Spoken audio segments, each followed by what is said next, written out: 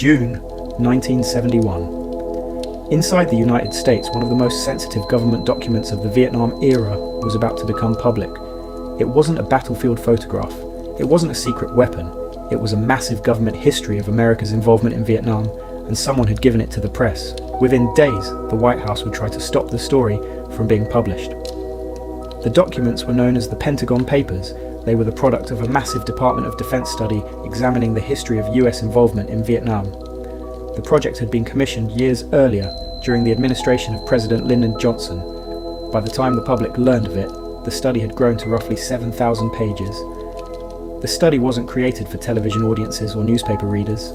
It was an internal historical examination of American decision-making. It looked backward across decades of US involvement in Vietnam, examining policies and decisions made under successive administrations. Its existence was supposed to remain inside government channels. Instead, by 1971, portions of it were sitting in the hands of journalists. One of the people who worked on the study was Daniel Ellsberg, a military analyst who had access to the classified material. By 1969, his view of the Vietnam War had changed dramatically. He began copying the study, eventually producing his own copies of thousands of pages. What happened next would transform him from a government analyst into one of the most consequential whistleblowers in American history. Ellsberg did not immediately take the documents to a newspaper. He first tried to bring the material to members of Congress, but those efforts did not produce the public release he wanted. Eventually, the documents reached Neil Sheehan, a reporter for the New York Times. The newspaper now possessed material that the government considered highly sensitive, and its editors had to decide whether publishing it was worth the consequences. Then, on June 13th, 1971, the story appeared. The New York Times published the first installment of what it called the Vietnam Archive. The government immediately fought back. What began as a newspaper investigation quickly became something much larger, a confrontation between the executive branch and the press over whether the government could prevent a newspaper from publishing classified information. The first stories had appeared, but the publication was about to become a legal confrontation. The Nixon administration argued that continued publication of the classified material could harm national security. The government went to court seeking to prevent the New York Times from publishing further installments. For the newspaper, the question was suddenly no longer simply whether the documents were newsworthy, it was whether the government could stop the story before publication. A federal judge issued an order preventing the Times from continuing publication, while the case moved through the courts. The newspaper appealed. Meanwhile, the story was becoming impossible to contain. Another major newspaper, the Washington Post, had obtained its own copy of the papers and was preparing to publish. The government's attempt to stop one newspaper was now facing a much larger problem.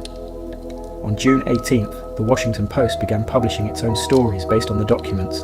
The government responded again, seeking to prevent the Post from continuing. Now, two major newspapers were involved, and the legal fight was moving rapidly through the courts. The dispute had become a national argument over secrecy, journalism, and the First Amendment. The legal issue was now extraordinary. The government was asking the courts to prevent newspapers from publishing information they had already obtained. The newspapers argued that the First Amendment protected their right to publish. The courts had to balance the government's claims about national security against the constitutional protection of a free press, and the decision would have consequences far beyond the Pentagon Papers. Within days, the dispute reached the Supreme Court. The justices were being asked to decide whether the government had met the extraordinarily high standard required to stop publication in advance. The case moved with unusual speed because the documents were already circulating and newspapers were continuing to be published. Whatever the court decided would define one of the most important press freedom battles of the era. On June 30th, 1971, the Supreme Court announced its decision. The result was 6-3. The government had asked the court to prevent the New York Times and Washington Post from continuing to publish the Pentagon Papers. The justices rejected that request. The newspapers could continue publishing, but the decision was more complicated than a simple victory for the press. The court's ruling concerned a very specific question: whether the government had shown enough justification to stop publication in advance. This is known as prior restraint. The court concluded that the government had not met the exceptionally heavy burden required for such an order. That allowed publication to continue, but it did not declare that classified information could never be restricted, nor did it settle every possible question about government secrecy. The decision itself was unusual in another way. There wasn't one single opinion explaining everything the court believed. The justices wrote separate opinions, and their reasoning differed. 6 justices supported allowing publication to continue, while 3 dissented. The disagreement revealed how difficult the balance was between national security and the constitutional protection of a free press. The 3 dissenting justices, Chief Justice Warren Burger, Justice John Harlan and Justice Harry Blackmun, argued that the court had acted too quickly and that the government's national security concerns deserved greater consideration. Their position did not prevail, but their dissents remain part of the historical record because they show just how seriously the court regarded the government's warning. For the newspapers, the practical result was enormous. The government could no longer use the injunctions at issue in the case to stop them from publishing the Pentagon Papers. The documents could continue entering the public record through newspaper reporting. What had begun as a dispute over a classified study had become a landmark confrontation over the power of the government and the freedom of the press. But the Supreme Court's decision did not end the Pentagon Papers story. The documents had become public, but Daniel Ellsberg was still facing the consequences of having copied and disclosed them, and the government was not finished responding. Behind the courtroom, battle was another story developing, one involving an investigation, criminal charges, and actions taken against the man who had helped bring the papers into public view. Daniel Ellsberg wasn't an outsider who suddenly broke into the Pentagon. He was a government-connected military analyst who had worked on the Vietnam study itself. The material he encountered was therefore not something he had discovered from the outside. He had seen the government's own historical record from inside the system. The study itself had been commissioned by Defense Secretary Robert McNamara in June 1967. Its purpose was to examine US involvement in Vietnam from 1945 through 1967. It eventually became an enormous historical record, covering decisions and policies made across several presidential administrations. As Ellsberg's views on the Vietnam War changed, the classified study took on a different meaning for him. He eventually decided that the American public should see what was contained in the government's own historical record. With the help of Anthony Russo, Ellsberg copied large portions of the study. The process was slow and laborious, producing the copies that would eventually reach journalists. The National Archives records that the copy created by Ellsberg and Russo became the source document for the leaks to the press, but what eventually appeared in newspapers was only a fraction of the entire study. The original report contained roughly 7,000 pages, while the newspapers were working under enormous time pressure and with imperfect copies. In June 1971, those copies moved from private hands into the world of journalism. The New York Times received the material and began preparing it for publication. What followed was no longer simply a dispute about one analyst's decision. It became a national confrontation over government secrecy, the press, and the public's right to know. Once the first stories appeared, there was no easy way to put the documents back into government hands. Other newspapers obtained copies, Congress became involved, and the courts became the next battlefield. But Ellsberg's decision was also creating a personal legal crisis. The government would eventually prosecute him, and the case would become another major chapter in the Pentagon Papers story. On June 28, 1971, Daniel Ellsberg surrendered to federal authorities. The government was no longer simply trying to stop newspapers from publishing the Pentagon Papers. It was now pursuing the person who had helped bring the classified study into the public sphere. The case against Ellsberg and Anthony Russo became a major federal prosecution. The government alleged that the men had unlawfully obtained, copied, and disclosed classified government material. What had begun as a dispute over newspaper publication was now being fought as a criminal case in court. But while the government was building its case, people working on its behalf were taking extraordinary steps to investigate Ellsberg. His psychiatrist, Dr. Lewis Fielding, became part of that effort. In September 1971, Fielding's Los Angeles office was burglarized. The people responsible were looking for information about Ellsberg. The government's case was becoming increasingly complicated.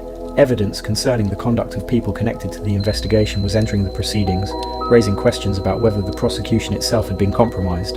And as the trial continued, another political scandal was beginning to unfold in Washington. On May 11, 1973, Judge William Matthew Byrne Jr. dismissed the case against Ellsberg and Russo. The judge concluded that government misconduct had compromised the proceedings. The prosecution, that had begun with the disclosure of one of America's most sensitive government studies, had collapsed inside the courtroom. The Pentagon Papers had now produced 3 extraordinary battles.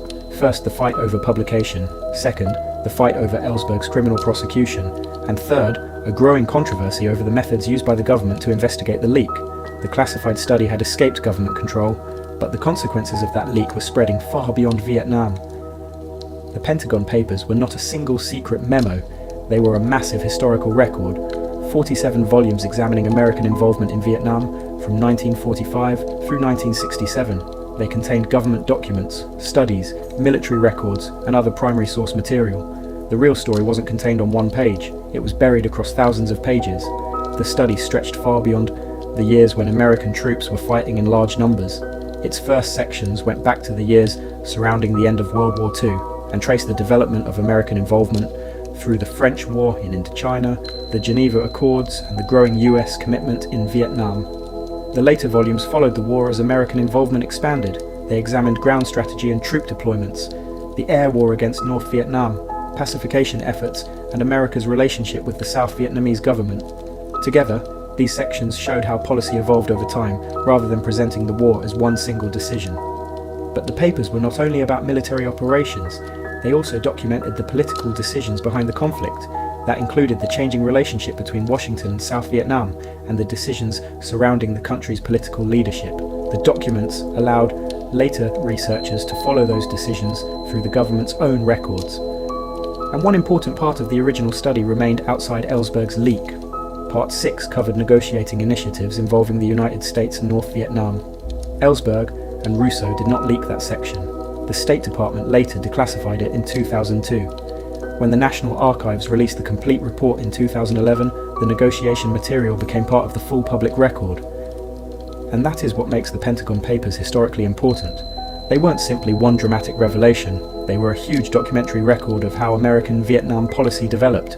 When the complete report became publicly available, researchers could examine the material in a far greater context, following decisions across years instead of judging them from isolated pages. The Supreme Court decision had settled the immediate battle over publication, but the Pentagon Papers themselves continued moving through American institutions. Copies reached Congress, publishers, and researchers. The secret study had escaped the government's control, and different versions of the report began appearing in public. But the public record was still incomplete. The original report contained roughly 7,000 pages, while the newspaper publications represented only a small portion. Later editions also had problems. Some copies contained missing words or pages, while other versions had material removed during the declassification review. There was one especially important gap. Ellsberg and Russo had not leaked Part 6, which dealt with negotiating initiatives involving the United States and North Vietnam. The State Department later declassified that section in 2002. It added another piece to the historical record, one that had never been part of the original Ellsberg leak. Then, 40 years after the original leak, the record changed again. In June 2011, the National Archives and the Kennedy, Johnson and Nixon presidential libraries released the complete official report online. Approximately 2,384 pages, about 34% of the report became available for the first time compared with the commonly used Gravel edition. And this is where the story becomes bigger than Daniel Ellsberg. The Pentagon Papers became a permanent historical record of American decision-making in Vietnam. They allow researchers to follow policy across administrations, examine internal documents alongside public statements, and study how decisions developed over time. In the end, the Pentagon Papers did not simply expose a secret. They created a permanent record of how a government had made decisions during one of America's most controversial wars. A classified study became a newspaper story. The newspaper story became a Supreme Court case, and the secret documents eventually became public history. The documents were classified, the history was not.